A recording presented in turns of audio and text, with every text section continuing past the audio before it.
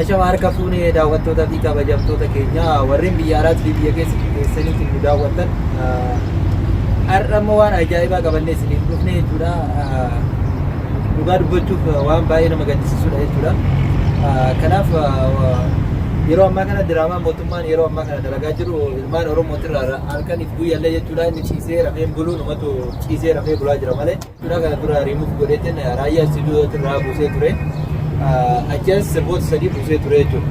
Amma immoo guutumaan guututti jechuudha yuutuuba raayyaa istiidiyoo ijoollee Oromoo jechuudha sirboota artistoota Oromoo hedduu isaa bira dhaabbatee qarqaaruu fi chaayinaala artistoonni Oromoo yeroo dheeraadhaaf irratti gaddiifataa turan jechuudha. Chaayinaalli kun mootummaan gabaabamatti jechuudha kana dura riimuuf godhee sirboota achirra jiran irraa balleessaa ture. Amma guutumaan guututti akka inni harkaa cufatu taasisee jechuudha. Guutumaan guututti harkaa cufees jira jechuudha. Kanaaf nuti ilmaan Oromoo wanni asirratti taasisuu qabnu jechuudha. Artistoonni keenyas gadduu qabanii raayyaa istiidiyoollee amsir jechaani homaa rakkoon qabu sibira jirraa homaa wanni si cinqu tokko hin jiru jennaan.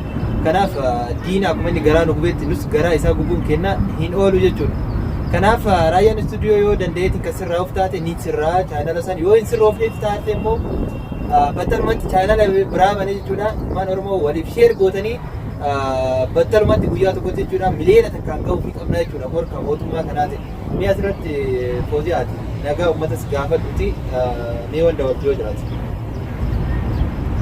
Dursee kan jirtanii daawwattoota foozi'aa baga jiraatanii waan jaalatee guyyaa har'aa kana ga'e akka namaa oduu ta'een akka eeyyama rabbiitiin har'a geenyerra fuulduraatis rakkuma jira inshaallah keenya rabbiitu gochaa rabbiitu tirsaa eeyyama rabbiitiin bobbaanee gallaa galanni isaa malee galanni isaa ga'u jenna keenyaa'u akka mootummaa yeroo amma biyyattii bulchaa jiru kanaatiin akka yaada isaatiin ilmaan Oromoo har'a ga'uu hin qabaniyyuu silaa akka eeyyama rabbiitiin har'a geenyerra alhamdulillahi jira.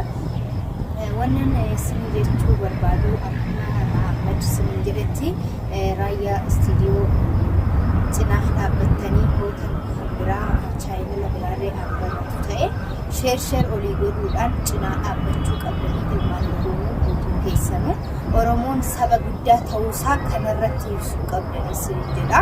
Akkuma beektanitti immoo artistoonni keenya yeroo ammaa kana aamilee godhatanii jajjabaatinaan sirba babbareedaa sirba qabsoo kan hedduu nama kakaasu Oromoodhaaf aamilee kenne keessa keenya akkatti gammachiiseen akka nu kakaasu godhu ilmaan Oromoo warra ciisee jiru warra of dagatee warra eenyummaa isaa dagatee akka eenyummaa isaanii yaadatanii Oromoon maal akka ta'e akka yaadatan weelluu adda addaa weelluu keessa namaa kana akka wayiititti kakaasu baasaa jira waan ta'eef artistoonni keenya kanas aamileen isaanii cabuu hin qabu cinaa isaanii dhaabbachuu qabdanii wanti isin godhuu qabdan sheer olii godhuudhaan chaayinaala kana guddisuu qabdan isin jedha gara kootiiti. Ookii Fooziyaa galatoomii har'a bakka bareedaa fi boota bareedaa dhufneetiin boota waan kana uummata keenya hawaasa keenya akka dachee Oromiyaa fakkaatu boota kana dhufee akka isaaniif waraabu kana dirqamsiisee jechuudha. Oromoon of dagattanii jirtan warri biyya alaatti biyya keessa teessanii nu hordofaa jirtan jechuudha. Har'a boota bareedaa dachee Oromiyaa fakkaatu irratti bosona keessa dhufeeti viidiyoo kana akka waraabu kana taasisee jechuudha. Dhugaa dubbachuuf viidiyoo kana waraabuuf wanni na kakaase gadda guddaan natti dhagahame jechuudha. Maaliif Oromoon tokkoffaa subscribe waliin hin godhu artistoota keenya bira dhaabbatee hin jajjabeessu warri yuutuuba qabanillee sheer godhanii fi artistoota keenya hin guddisanii waan baay'ee nama gaddisiisu. San malees jechuudha mootummaan waan inni godhaa jiru ni gartanii jechuudha. Kanaaf raayyaa istiidiyoo kana duras hidheetiin meeshaa isas jalaa guurateetiin ture jechuudha. Bara 2017 akkasumas fakkaatanii yaadadha. Achi booda jechuudha uummanni Oromoo waliigalee maallaqa baasee meeshaa isaa akka istiidiyoos deebisee fi innis akka lukaan dhaabbatu kataasise Oromoodha jechuudha. Ammas immoo Oromoo santu chaayinaala isaa akka jalaa cufan kana deebisee jechuudha dhaabee fi miliyoona akka ta'uuf jechuudha. Harkaa gubuu qofaa yoo ta'u ta'e miliyoona taasisuu fi qabnaa jechuudha. Amma yoo inni haaraa baname warri yuutuuba qabdan jechuudha warri biyya keessaa biyyoota garaagaraa jirtan hedduu jira jechuudha. Ijoolleen warri Oromoo warri yuutuubara gurguddaa qaban biyya jiru kana keessas hedduu isaaniitti nama 30 akkas taatu ni gaanii. Masri keessas ijoollee hedduu jira. Akkasuma Awurooppaa keessas ijoollee hedduutu jira. Kanaaf Itoophiyaas akkasuma jechuudha. kanaaf share gootaniitiin subscribe daftanii wal biraan geettaniitiin channel isaa kana guyyaa takkatti morka mootummaatiif miliyoona akka geessitan abdii isinirraa hin muradhu jechuudha. Kanaaf raayyaa studio amma sirra deebi'eetiin amshira uummata akka hin cinqamini si bira jirra.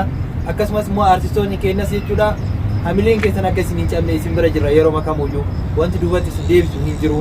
Mootummaan kun raayyaa studio wanni cufeef hedduu jira cufuu kan danda'u hedduu osoo jiru wanti inni raayyaa studio irratti xiyyeeffateef maali?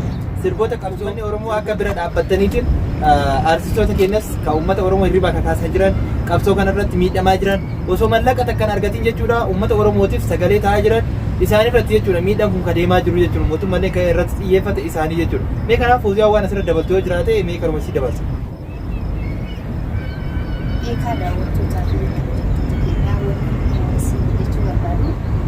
Yeroo ammaa kana argitanitti akkuma Muhammadillee sinin jedhetti bu'aa tokko malee artistoonni keenya qabsoo Oromootiif weelluu adda addaa waan Oromoo sirba qabsoo adda addaa baasaa jiran waan ta'eef isaan asirraa wanna bu'aa tokko hin qaban yaa ta'u malees bu'aan isaanii bilisummaa Oromoo qofaa jechuudha.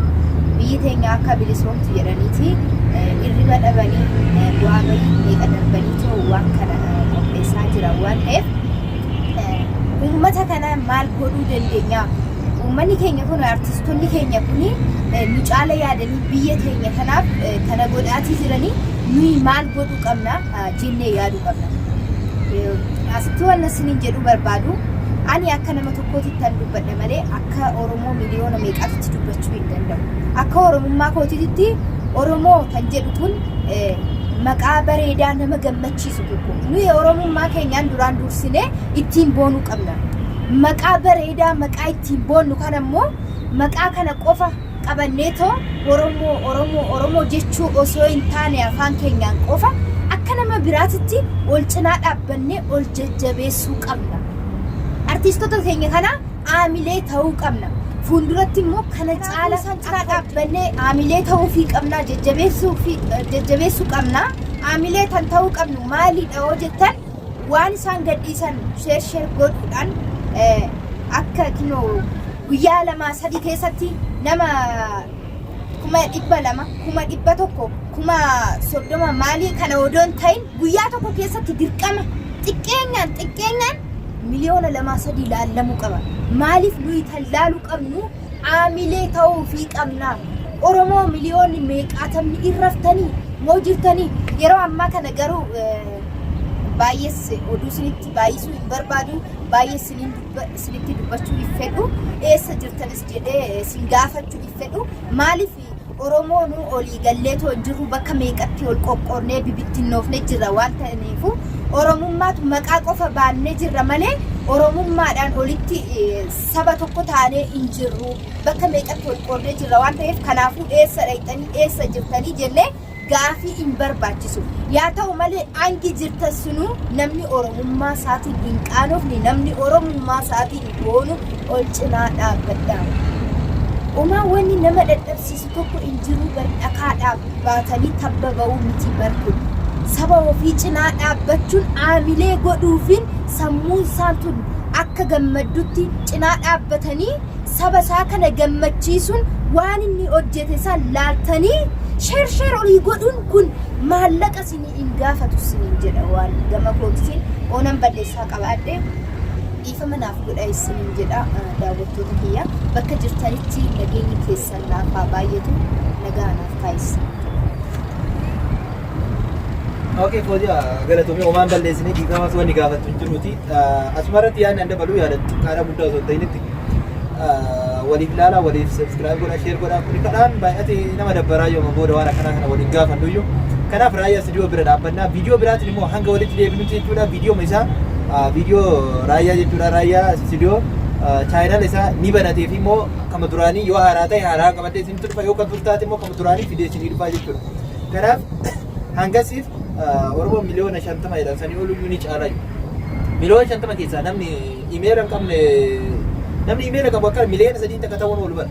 Kanaaf guyyaa takka takkatti miliyoona galchitaniif abdiin qaba.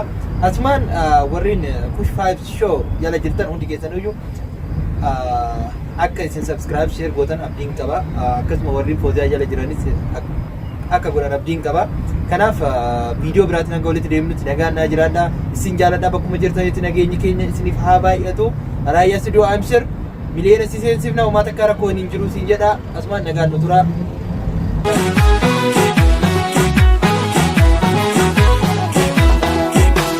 Dhaloonni hirbuu nyaatu imaana sababallaa yoo tures galmaan keenya kaayyoo gootota garra qabdoon deemu namni wayyaa daare namni qalbii daare rafeen beeku namna lagaa nyaare sabna lagaa nyaare qabdoon deemu namni wayyaa daare namni qalbii daare rafeen